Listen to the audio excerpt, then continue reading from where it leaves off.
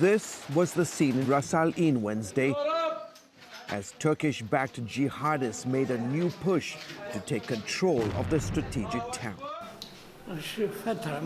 I'm so old I don't even remember how long I've lived there. Maybe 30, maybe 40 years. I cannot believe what's happening in my hometown.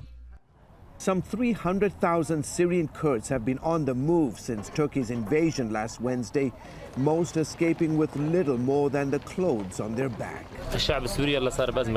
People in Syria are suffering a lot because the Americans sold us for £0.50 and the Russians sold us as well. Why must the Kurds always be subject to genocide? CBN's Operation Blessing is partnering with Kurdish relief agency Barzani Charity Foundation to help thousands of families with essential supplies. Since yesterday, we have distributed 5,000 food parcels, 20,000 blankets, 5,000 hygiene kits, hundreds of thousands liters of water, and baby formula with baby diapers. Within hours of Turkey's invasion, Barzani Charity Foundation initially thought about setting up 2 positions right on the Syrian-Iraqi border, thinking that all of these Syrian Kurds would come to the center looking for help. They didn't. So instead, they decided to come right into the conflict zone and right here into Syria. In Hasaka, close to the conflict zone, all of the city's 40 schools are now shelters for those escaping the fighting.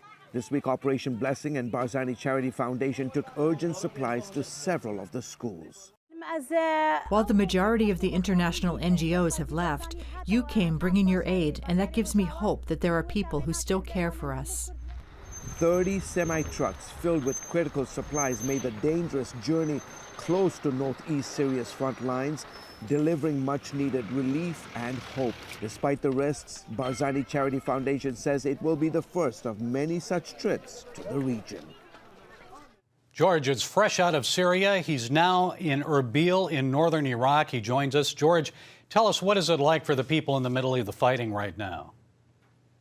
I mean, it's horrific. You know, I mean, these folks, the estimates are close to about 300,000 people they're on the move. They're fleeing the northeastern part of Syria in the last week. It's terrible. I mean, I met a gentleman who said that his home was destroyed in a Turkish missile attack. There's been fierce fighting in 2-3 key strategic towns along the Turkish-Syrian border that the Turks want possession of. They want complete control. But it's so difficult because, keep in mind, Gary, this is a part of Syria that is home to Kurds, Arabs, Christians, Yazidis, as you mentioned, and they have all lived in harmony where there's freedom of religion, freedom of speech, and there's peace. And suddenly the entire region has been turned. This part of northeast Syria has been turned upside down, and men, women, and children are they're running for their lives, Gary. And George, you know that many of our viewers are concerned for the Christians there, many Assyrian churches in that area. What can you tell us about them? How are they doing? Yeah, I was just yesterday, less than 24 hours ago, I was in the town of Kamishli, which is probably about less than 25 miles from the conflict zone, and we were passing through the town and a mortar shell landed. This is also a community. Unfortunately, it did not explode, but there is a large Christian population. During the ISIS onslaught, almost 50–60% of the Christian population left. They never came back. The remaining are now leaving. It's not just in Kamishli, it's across this part. Again, you have to keep in mind, since 2012, this place, the Kurds have managed to create a semblance of peace and harmony, where all of these various faith groups could live in peace and in harmony. And there's religious freedom. There's the freedom to worship, the freedom not to worship. You won't get killed for becoming a Christian if you leave Islam. And suddenly all of this is turned upside down because the Turks want to remove all presence of Kurds and other ethnic minorities from the community, including Christians. And George, you were with some relief teams. They're bringing in aid. What's the reaction of the people when they see that people actually care about them?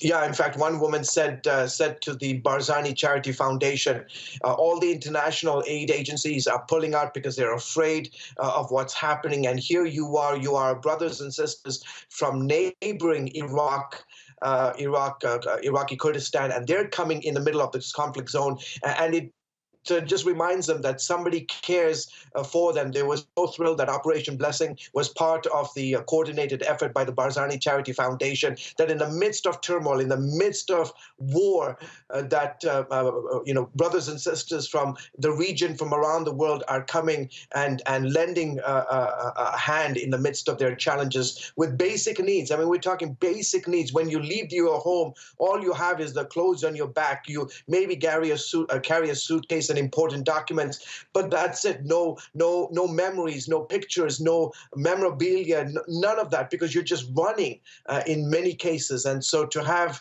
these relief agencies come and help at such a time is a tremendous blessing and gives hope to the community. Yes, a major humanitarian crisis there, George. How should we pray then for this situation? Well, that there's a true ceasefire, and that the United States, many folks that I've spoken to, especially the Syrian Kurds, say they feel so abandoned. They just cannot believe. They're in total shock, realizing that 11,000 to 15,000 Syrian Kurds lost their lives in the battle against ISIS. They were the foot soldiers for the United States here on the ground.